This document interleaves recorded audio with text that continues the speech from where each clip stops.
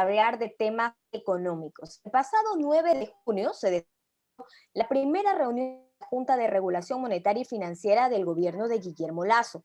Ahí se conoció que Guillermo Avellán sería el nuevo gerente del Banco Central del Ecuador en reemplazo de Verónica Artola. Y es justamente el economista Guillermo Avellán, el gerente general del Banco Central del Ecuador, quien ya nos acompaña aquí en Caché Noticias. Gerente, muy buenos días por estar en compañía de Caché Noticias. Buenos días, Johanna. Buenos días, Carlos. Un saludo cordial a todas las personas que nos sintonizan a través de KCH. Gerente, Caché Noticias, estamos aquí. KCH Noticias, perdón. Fin de mes, el Ministerio de Economía y Finanzas y el Banco Central del Ecuador suscribieron un contrato de compra-venta de acciones de la banca pública. Conozcamos un poquito más de los detalles. ¿A cuánto ascienden estas acciones que ustedes traspasaron nuevamente al Ministerio de Finanzas, que se habían dado en forma de pago, ¿verdad? Correcto, Johanna. El gobierno fortaleció la liquidez del Banco Central y se ha comprometido a fortalecer la dolarización en nuestro país a través del acuerdo que se firmó entre el Ministerio de Economía y Finanzas y el Banco Central el 30 de junio, mediante el cual se suscribió un contrato de compraventa de acciones entre el Banco Central del Ecuador y el Ministerio de Economía. El Banco Central del Ecuador tenía acciones de 3 instituciones que conforman la banca pública. Me refiero a la Corporación Financiera Nacional, CFN, a Banecuador y a la Corporación Nacional de Finanzas Populares, CONAFIPS. Estas habían sido recibidos en mayo del 2017 como una dación en pago de la deuda que mantenía el Estado ecuatoriano con el Banco Central. Entonces, este contrato de compraventa que se celebró el 30 de junio, se llegaron a 2 acuerdos. El primero es el traslado de estas acciones desde el Banco Central hacia el Ministerio de Economía, y el segundo es un cronograma de pagos desde el Ministerio de Economía hacia el Banco Central por un plazo de 14 años, en donde se establece un periodo de gracia, porque es importante recordarle a la ciudadanía que el Banco Central va a recibir hasta el 2035, pero especialmente en los próximos años, va a recibir capital tanto de la banca pública, inversiones que previamente tenía el Banco Central, que se van a vencer. Esas inversiones no van a ser renovadas, ¿verdad? Entonces vamos a recibir desde la banca pública y el Ministerio de Economía recursos en los próximos años que va a permitir al Banco Central cubrir las obligaciones, es decir, sus pasivos con activos líquidos, que es lo importante en un Banco Central. De acuerdo a la Ley de Defensa de la Dolarización, y respondo su última pregunta, las acciones deberían ser valoradas por el valor patrimonial proporcional al 31 de mayo del 2021. Y el valor llegó al monto de 2.377,6 millones de dólares. Son más de 200 millones de lo que se tenía previsto en todo caso. Sí, pero gerente, aquí entonces yo tengo una duda. Ya se sabe que en su momento Carlos de la Torre, el que era ministro de Economía y Finanzas de Lenín Moreno, les dio estas acciones de la banca pública que no tienen ningún valor en el mercado al Banco Central, por lo que el Banco Central no podía venderlas tampoco, eran simplemente papeles. Pero ahora con esta promesa de compraventa, usted ha dicho que se va a fortalecer la liquidez, pero en este momento el Central tampoco tiene el dinero que le adeuda el Estado. ¿Cuándo vendría el primer pago? Primero se establecen pagos de interés, porque el Banco Central está otorgando un activo productivo, si bien no líquido, pero productivo, y está recibiendo un activo financiero, el cual va a recibir un rendimiento porque el pago no se da de manera inmediata. Entonces va a haber pagos de intereses, pero lo más importante señalar aquí, Johanna, es que el Banco Central, además de los 2.377 millones, va a recibir un monto por 6.181 millones hasta el 2035, que ya comienzan este año y que supera el valor de 500 millones ya en el presente año. Ahora, lo que había que estar seguros es que, dada la magnitud de los recursos que va a recibir el Banco Central por parte de la banca pública y también del Ministerio de Economía es que teníamos que organizar un cronograma de tal manera que sea viable, tanto para la banca pública como para el MEP, realizar los desembolsos hacia el Banco Central. Porque además de estos 2.377 millones, el Ministerio de Economía y la banca pública van a hacer desembolsos por 6.181 millones. Y esos desembolsos comienzan a realizarse a partir del presente año. Pero bueno, esos 2.377 millones llegarán en 14 años, no ahora cuando se necesita liquidez. Gerente, a la fecha, ¿a cuánto asciende la deuda actual que tiene el gobierno con el Banco Central del Ecuador? Sí, si usted suma ambos valores, estamos hablando arriba de 8.000 millones. 8.000 millones entre la banca pública y entre el Banco Central. Que ya ha dicho en todo caso que se recibiría un primer pago de 500 millones de dólares este año, en los próximos 6 meses. Sí, correcto. Ahora, hablemos de las reservas internacionales. ¿Cómo están las reservas internacionales en el Banco Central del Ecuador? Sí, las reservas cerraron, el último nivel que se tiene registrado es de 6.001 millones. Se ve un decrecimiento, digamos, en los primeros 6 meses de cerca de 1.150 millones, 1.147 millones para ser exactos.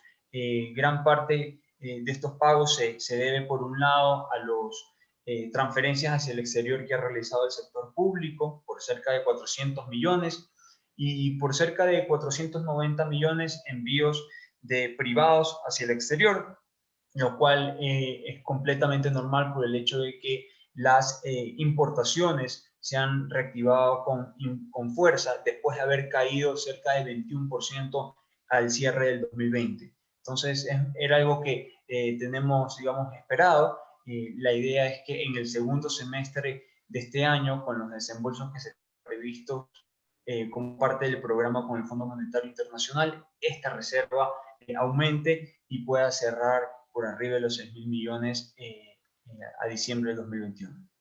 ¿Cómo mejorar la liquidez del Banco Central? Porque ya sabemos que dinero para pagar la deuda todavía no va a llegar. O sea, uno de sus principales deudores, el Estado, no ha dicho o no ha presentado todavía un cronograma justo de pago.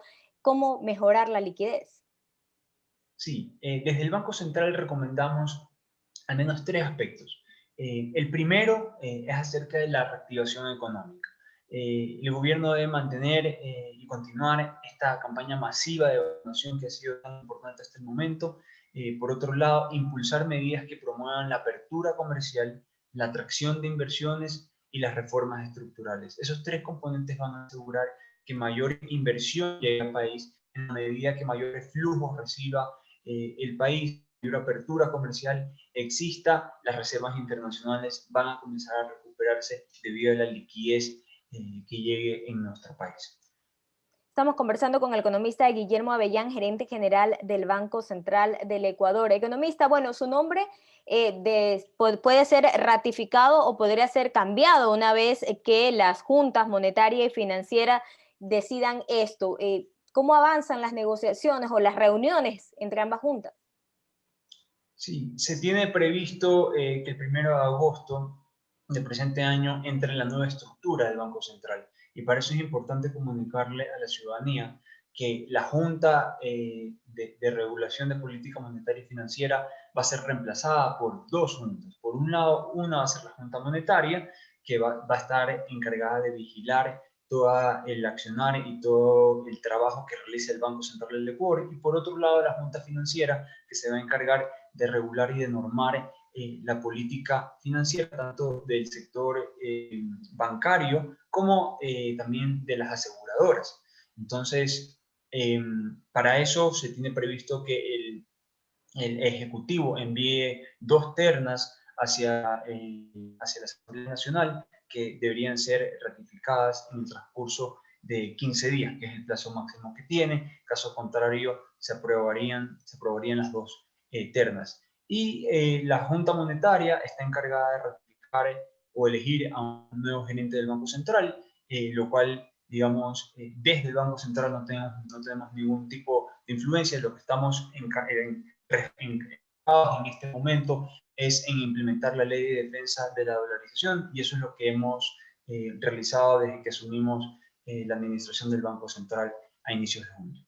Gerente, y disculpe que vuelva al tema de la deuda que tiene el gobierno con el Banco Central. ¿Cuál sería el mínimo óptimo a pagar al Banco Central por parte del gobierno? Ya se ha dicho que se van a pagar 500 millones a lo largo de este año, pero ¿cuál sería el mínimo óptimo, así como las tarjetas de crédito? Mire, lo importante es ir cubriendo el balance y hay dos fechas que son claves. Por un lado es 2026 y por otro lado 2035. En el 2026 el Banco Central está obligado a cubrir su primer balance, el primer sistema del balance, que son los recursos de instituciones públicas y instituciones privadas que tienen recursos o depósitos a la vista. Entonces, ese es el plazo máximo hasta el 2026 y hasta el 2035 se tienen que cubrir los otros tres sistemas de balance, es decir, los cuatro sistemas que componen el balance del Banco Central. Entonces, lo que se ha establecido es un cronograma de tal manera que se pueda cumplir la primera fecha, que es hasta el 2026, que es donde se encuentran los recursos más líquidos del Banco Central, y hasta el 2035 poderlo hacer por el resto de los sistemas, que son recursos también especialmente de instituciones públicas, ya no de privadas o bancos públicos, que necesitan por lo general la liquidez de manera inmediata, pero también se va a continuar cubriendo la liquidez de estas instituciones que poseen el Banco Central. Es dinero, no son bonos. No, son recursos. Los pasivos del Banco Central son recursos asignados por el presupuesto general del Estado, por un lado para las instituciones públicas, después tenemos también los recursos de los depositantes que están en los bancos y cooperativas, que también una parte de esos recursos son depositados en el Banco Central. Por lo tanto, esas son las obligaciones que están en el lado de los pasivos. Ahora, en el lado de los activos, lo que pasaba es que no tenía cómo cubrir todos esos recursos con dineros líquidos, dado que tenía acciones que, si bien son activos productivos, no son líquidos en el momento que los depositantes los necesitan. Esperemos que este cronograma sí se cumpla, porque el anterior cronograma que se hizo con el gobierno de Lenín Moreno quedaron en deuda. Vamos a pasar, mi compañero Carlos va a tomar esta entrevista. Estamos conversando con el economista Guillermo Avellán, gerente general del Banco Central del Ecuador. Carlos, por favor, adelante.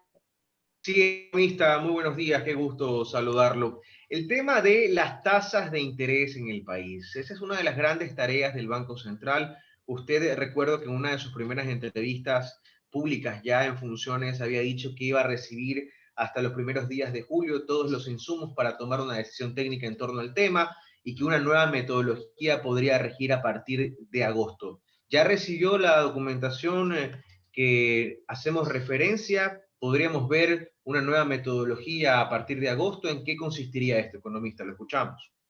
Sí. Muy buenos días, Carlos. Simplemente aclarar un tema, una cifra que le había dado a Johanna acerca de los recursos que vamos a recibir por parte del Ministerio de Economía y Finanzas para el presente año.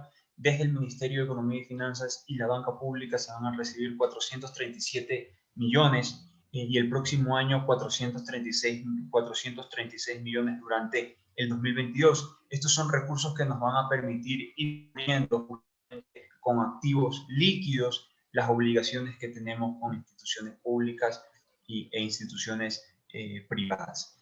Respecto a su pregunta, se ha establecido un cronograma, existe una resolución que ya la aprobó la Junta, en la cual se establece hasta el 1 de julio las superintendencias de bancos y la de Economía Popular y Solidaria van a enviar los insumos al Banco Central. ¿Cuáles son los insumos técnicos que hemos recibido hasta el momento? Son las pérdidas esperadas e inesperadas de ambas superintendencias para los segmentos que se encargan de vigilar.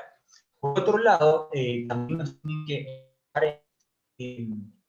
las estructuras de datos para identificar a los clientes de mayor solvencia y menor riesgo. Estas estructuras es muy importante porque nos va a permitir trabajar en una tasa prime, que es una tasa indicadora o una tasa referencial que se tiene en muchísimos países, que por lo general es una tasa baja en relación a los demás segmentos, que está dirigida de alguna manera para clientes con mayor solvencia.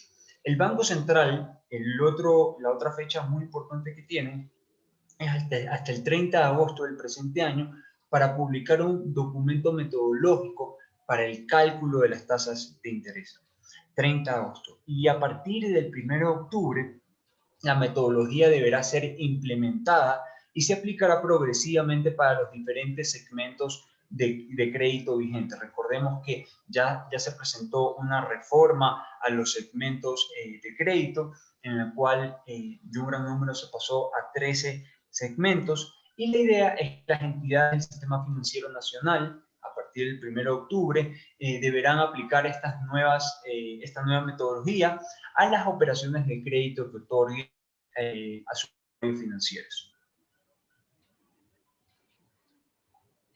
¿Se podría ver entonces a partir de octubre de este año una reducción en las tasas de interés en la banca privada? Será una de las promesas que hizo Guillermo Lasso cuando estaba de candidato a la presidencia de la República.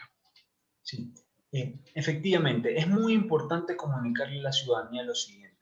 Las tasas de interés no bajan por reglamento, no bajan a través de una ley. Si algo queda claro de los últimos 14 años es que ese no es el camino. El Banco Central a lo que se ha comprometido es desarrollar una metodología técnica para que exista fundamento para establecer tasas.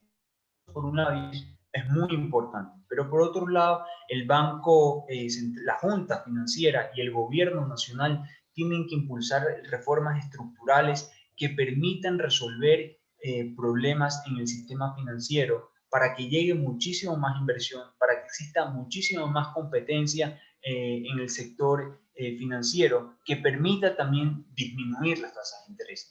La metodología, sin duda alguna, va a promover la competencia en el sector financiero y se establecerá de manera mucho más justa las tasas de interés, pero es importante también no olvidar el otro componente en el cual se debe trabajar en todos esos cuellos de botella que impiden que la inversión llegue a nuestro país, y también que exista mayor competencia en el sector financiero para que las tasas comiencen a bajar. Y yo creo que eso lo ha venido ya trabajando la Junta. Nosotros desde el Banco Central también estamos identificando aquellos problemas que impiden que las bajas tasas, que las tasas bajen, pero creo que son dos componentes muy importantes sobre los cuales estamos trabajando.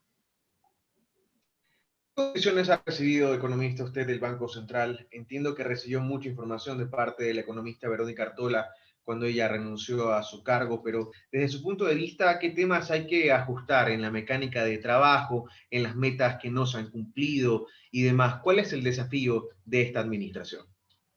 Sí. Muchísimas gracias, Carlos, por la pregunta. Creo que es excelente. Está dirigida justamente a fortalecer la dolarización. El primer desafío más importante es la implementación de la Ley de Defensa de la Dolarización. Se establecen cronogramas ajustados para cumplir varios objetivos. El primero de ellos fue llegar a un acuerdo con el Ministerio de Economía que haga viable los pagos hacia el Banco Central, que fortalezcan el balance de la institución y protejan la dolarización. El segundo es el traslado de vehículos y de activos hacia una nueva unidad que tendrá que funcionar a partir del 1 de enero del 2022.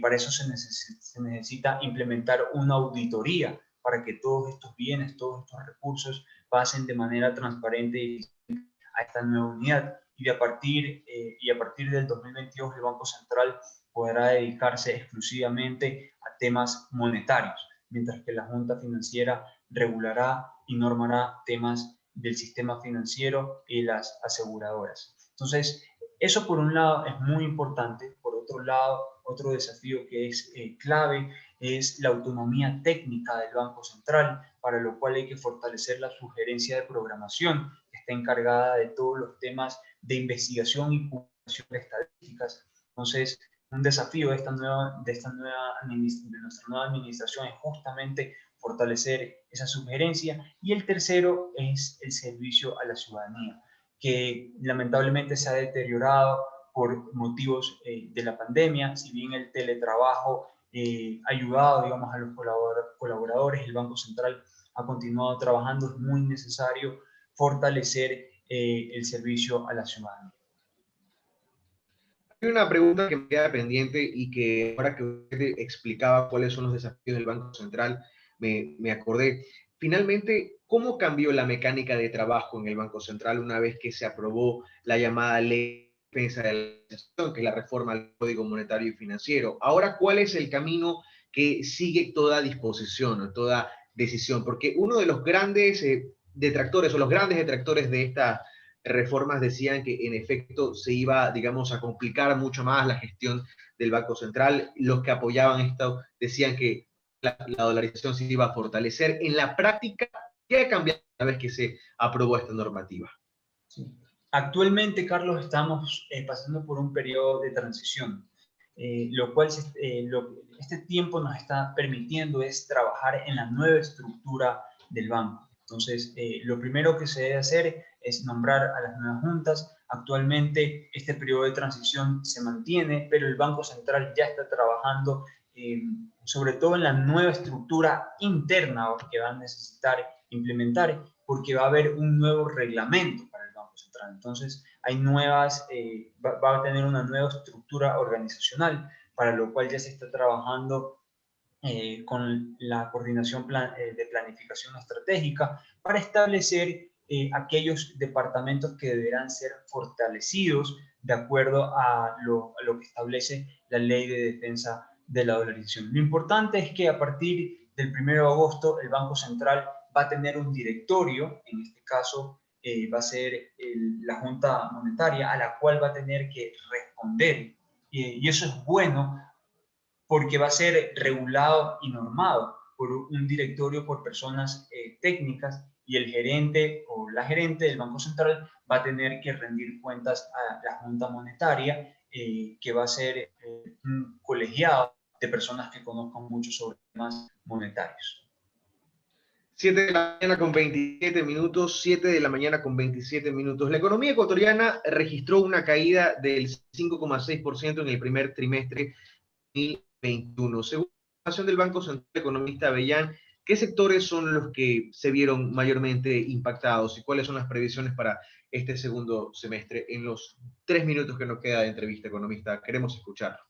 Sí, claro, Carlos. Efectivamente, la economía creció 0,7% en el primer trimestre, y esto se debe principalmente al crecimiento de 3,5% del consumo de los hogares, y por otro lado un aumento de 2,8% de la inversión, o lo que también se conoce como la formación bruta de capital fijo. Eso por el lado positivo. Por el lado de la contracción, el consumo del gobierno y las exportaciones presentaron variaciones de menos 2,6% y menos 5,4%. Las importaciones de bienes y servicios reportaron un crecimiento de 8,3%. Podemos ver que ya hay sectores que comienzan a mostrar una recuperación, y eso es algo realmente bueno. Podemos ver que la pesca crecimiento de 15,2%, el comercio comienza a recuperarse con un incremento de 4,7%, el alojamiento y los servicios de comida, quise hacer un énfasis durante el primer trimestre, que no fue, digamos, extraordinario para la economía ecuatoriana, porque se establecieron restricciones de movilidad para evitar mayores contagios. Ya reportó un crecimiento de 3,1% por una recuperación de los servicios hoteleros y de restaurantes. Eso es positivo. También se reportaron incrementos en manufactura y agricultura. Entonces, creo que ya es el inicio de una recuperación, y eso se puede ver también por los índices de confianza, especialmente el índice de confianza empresarial en el sector industrial y comercial, que a partir de mayo ya reportaron un crecimiento importante, llegando a ser a niveles cercanos en términos globales del año 2019, previo a la pandemia. Entonces, las expectativas y la confianza también del sector empresarial van a ser muy importantes, porque eso dependerá no solo el crecimiento de la economía, sino también la contratación y la recuperación del empleo, que es un aspecto fundamental en nuestro país. Que nos reactive, que es el pedido y el sentimiento de todos los ecuatorianos en este momento, el deseo. Economista Guillermo Avellán, gerente general del Banco Central del Ecuador, gracias por estar con nosotros esta mañana en Caché Noticias. A ustedes, Carlos y Johanna, muchas gracias por la invitación. Un saludo cordial.